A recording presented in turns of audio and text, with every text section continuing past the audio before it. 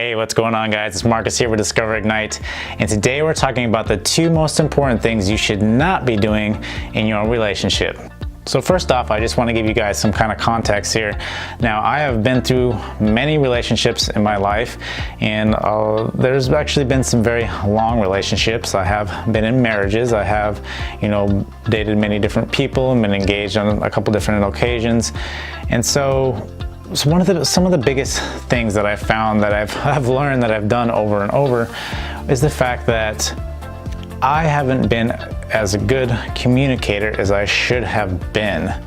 Now, this is easier said than done. Now, being an effective communicator with your significant other or your girlfriend, boyfriend, whoever it may be, it's always ideal that you want to be a good listener. Because a lot of times we find that we are more apt to try to answer a question quicker than we are to listen. As soon as somebody says something that we want to retaliate, right? We get very defensive and we don't actually want to sit and listen what that person's trying to say. So you assume, you kind of just fill in the blank of whatever they're talking about with, whatever your thoughts and ideas are, as opposed to actually listening to what that person is saying. Now, this is a very extremely important part of communication, is to actually be listening to what that person is saying. And that particular person might be trying to explain themselves to you, but you may find that you are, you cut yourself off, that you don't want to fully engage in what that person is saying, and that can lead to many different things, right? It can lead to a communication breakdown and can cause you to, shut down. It can cause you to walk out. It can cause you to do many different things. There's even possibly even say things that you may actually regret. So it is extremely important to get an understanding of what that person is trying to tell you. And whatever, the situation is in that relationship, hopefully it's not everything to do with cheating or anything like that. But the ideal here is you want to be open in communication. You don't ever want to allow communication between you two to be broken. And sometimes it's even as hard as it is to feel like you're not getting to the other person, you should always stay there and try to communicate things out, work things out.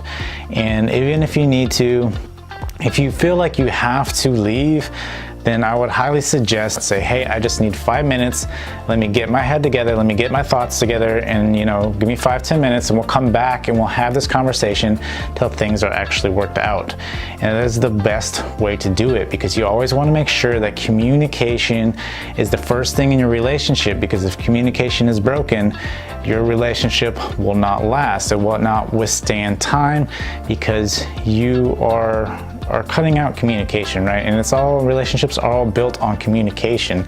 So if you can just realize that, to be a good listener, to understand that, yes, I'm getting frustrated, I'm getting angry, but I just want you to know that I care. The conversation we're having, I'm going to step out, give me some time, let me regroup, come back, talk to each other like grown adults, right? We don't want to sit there and try to, again, say something that we will regret, as opposed to just gathering our thoughts and coming back. Because a lot of times you may find that you're just dealing with emotion, and so emotion will cause you to do funny things, and so you need to try to take the emotion out of it, especially with being someone for a long period of time. There was a lot of emotion, and so you want to try to just gather that, hone it in, and that way your thoughts are well grouped before you come back and have that conversation, and then work out the conversation and make sure whatever you feel isn't being addressed is again addressed,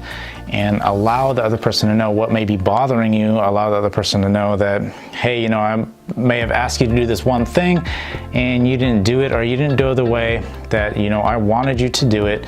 But that is something you need to communicate. You need to let them know, because we aren't mind readers, right? You have to communicate everything, especially when it's someone that you have a relationship with. You need to make sure that that person knows what exactly your thoughts are, because no one can guess what your thoughts are. No one can assume what you're thinking.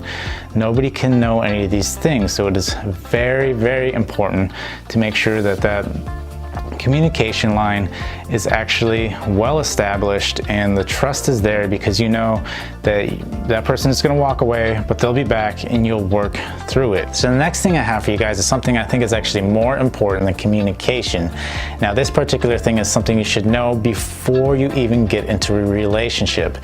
And that is that no sole person is in control of your happiness. That is something that you have to face on the inside. It's your inner demons you have to face, not on the outside. Someone is not going to continuously provide you happiness. Happiness is something that comes in moments, just like sadness and everything else in life. It all comes in moments.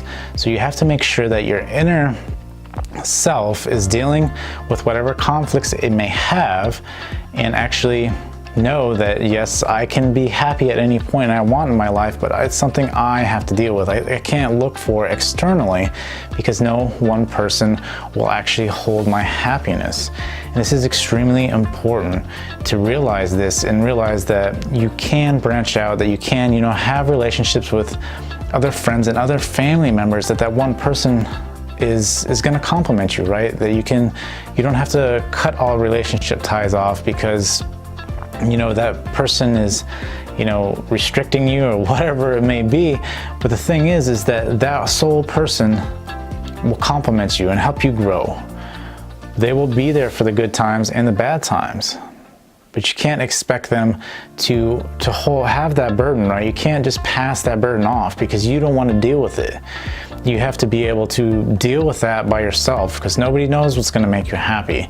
Yes, as much as you may communicate with that person, again, they are not the sole keeper of your happiness. They will do their best to make you happy and do things that go out of their way, whatever they need to do. But the thing is you can't, again, solely rely on them to have to do anything. If there's something you need to deal with and go out and do that, again, communicate with them and tell them that hey, I gotta take care of these other things because I need to make myself happy. And by doing that, I have to execute X, Y, and Z and possibly, build this relationship with this group or whatever, and this is what I want to do, as opposed to saying, hey, I'm not happy, you need to do something. That's just casting blame when essentially the blame is on you, right? It's solely your responsibility to make yourself happy. And so you shouldn't, again, rely on the other person to give you your happiness. This is not something for you to give, right? This is something you have to establish yourself. So this is a good thing to remember before even getting in a relationship, or even if you're in a relationship, to actually reflect upon and seeing how you are portraying your happiness, right? Are you the person that's controlling your happiness? Are you seeking out other people that you may think have your happiness?